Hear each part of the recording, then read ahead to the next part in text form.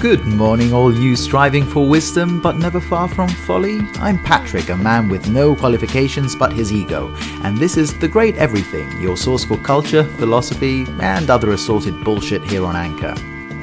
It's the 28th of February, and today in culture, Montaigne, one of the most influential Renaissance thinkers and the original common sense philosopher, was born in 1533.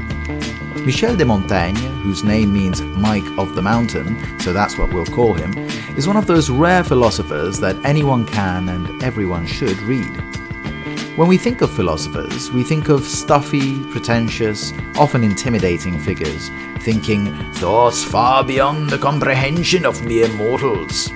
Mickey Mountain is having none of that. You are just as capable of philosophy as Aristotle, because philosophy is about understanding ourselves, and who's ever going to understand you better than yourself? Philosophy is about living, something we all do. But Mickey isn't like these old philosophers, setting absurdly high moral standards. No, Mickey Mountain cares less about how we should live than how we actually live. We shouldn't aspire to be these super rational philosopher saints. All you have to do is look into yourself and accept that your life is partly madness and partly wisdom, and merely do your best to be adequate.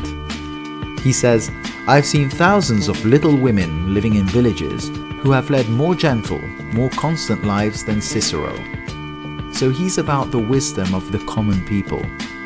Even if you're on the highest throne in the world, you're still just sitting on your ass, same as everyone else. This is why he's a patron saint of mine and the great everything. Just like I always say that everything is culture, from the Odyssey to the Wu-Tang Clan, Mickey Mountain is the original anti-snob. He's all about debunking the arrogance of intellectuals and kings. And it's not like he was some common villager either. He was the epitome of high class. His granddad, Lord de Montaigne, was a fabulously wealthy herring merchant, which I love, by the way. You know how I'm going to make my fortune? I'm going to sell herrings. Earrings? Or jewelry in general? No, herrings. Oh, what, like fish? No, herring, specifically herring. There's a gap in the market. Anyway. Mickey's big thing was that philosophy was to learn to live as a normal human being. So this incredibly educated guy, whose main language was Latin, believe it or not, he would make fun of difficult books. He'd say, if it's hard to read, it's useless. He thought Plato was boring.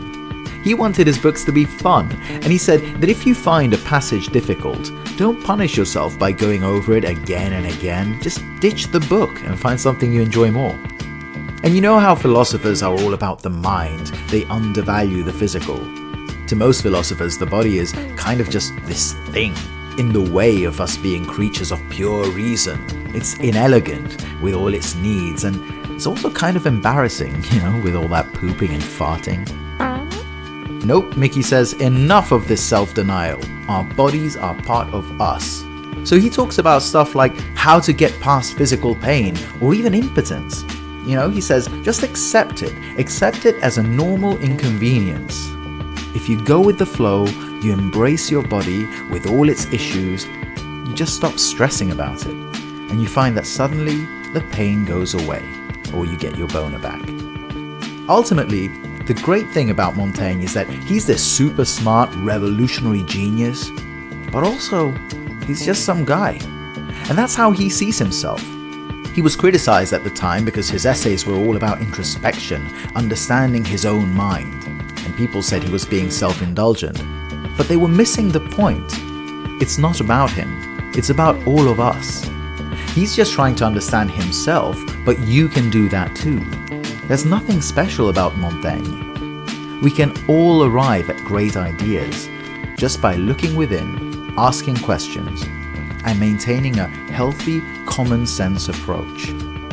And to anyone looking to him specifically for words of great wisdom, he'd just respond, "Que sais-je?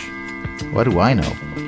So happy birthday, Mickey Mountain, an icon to all those trying to make culture and philosophy accessible to everyone.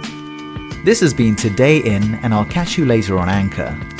But first, a note from our sponsor.